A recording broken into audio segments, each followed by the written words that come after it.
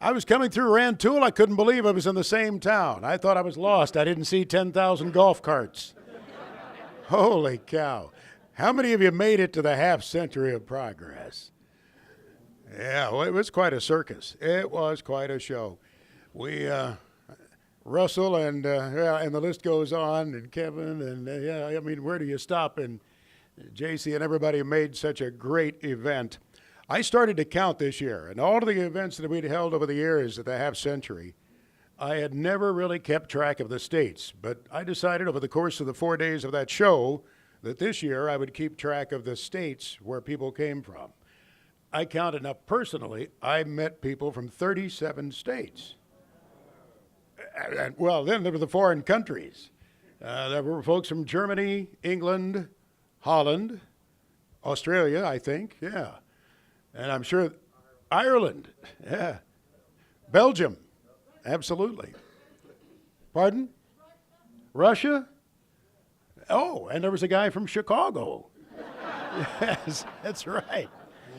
I kid you not, he lives in Lake Point Tower, and he came up to me and he said, you know, I grew up on a farm near Beecher, and I just had to come down and see this circus. But no, we were really blessed to have great weather and have a great interaction with people from, well, literally other parts of the world. So it's kind of neat for them to see Central Illinois. And I think some folks, when they came back, were surprised to see the crops. You know, they'd grown accustomed to seeing crops in this area when they came in time after time through the years, and I think they were a little bit surprised at how short some of the crops were in the area, and they made comments to me about that.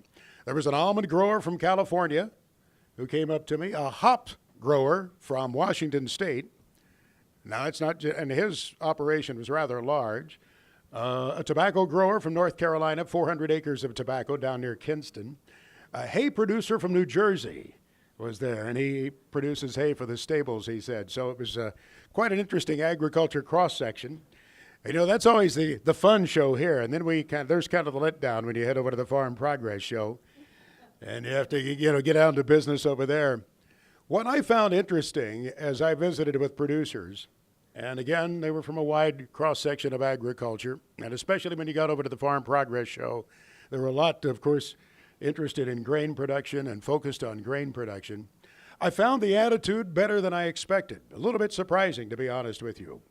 I guess I have a tendency to hearken back to our last real challenging period in the ag economy, and I think about the 80s, and many of you lived through that and thought you might not live through that because it was such a challenging time.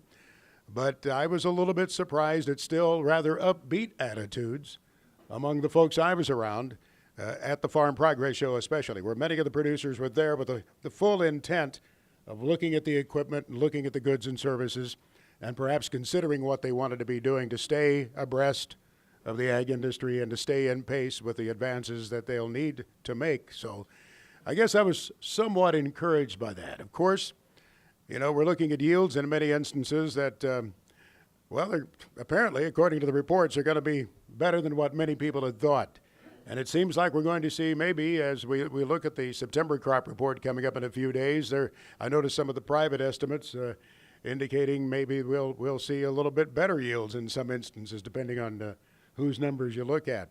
So anyway, it's an interesting scene as we watch it here.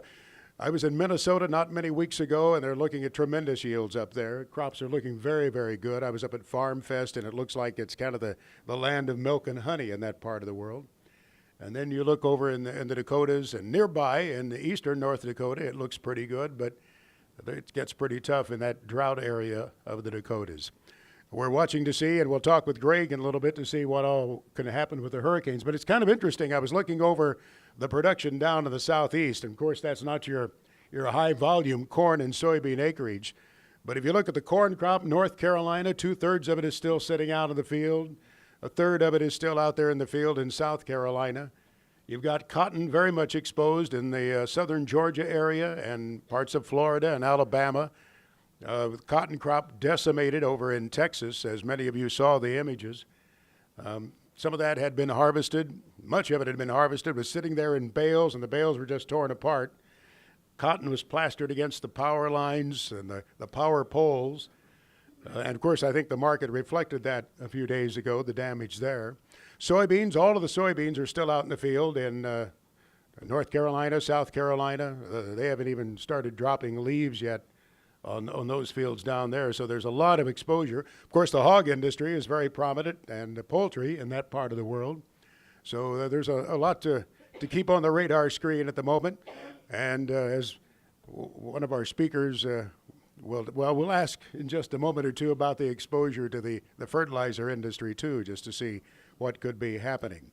So that's kind of the interesting scene that we're looking at right now. Mr. Samuelson and I continue to do our broadcast every weekend. I know some of you see it either on RFD TV or out of the television stations here in Champaign. We're on about 120 stations across the country each weekend. And it was funny, over at the Farm Progress Show, 3 different times somebody walked by and they said, "Hey, Orrin, how are you?" I'm kind of used to it, to be honest with you. I've gotten accustomed to it. I'm flattered when they say that. I don't think Orion thinks much of it when they call him Max. But a true story, not long after I had gone to work with him, and it's almost 40 years that we've worked together, there was a lady, I was over at Bloomington, a lady came up to me and she said, "Oh my goodness," she said, "it's so wonderful to meet you." She said, "We watch you all the time and we hear your broadcast every day, and I just wanted to say hello to you, Orion." Well, he was in Peking, or that was even before they called it Beijing, or Taiwan or somewhere. And she seemed like such a nice lady. I knew he'd never know, and I didn't want to disappoint her, so I said, "Well, thank you. I'll tell Max you said hello." She said, "Well, why in the world, I want to ask you, why in the world do you put up with that kid, Max Armstrong, anyway?" So I was always very careful about that after that, presenting myself as someone I'm not.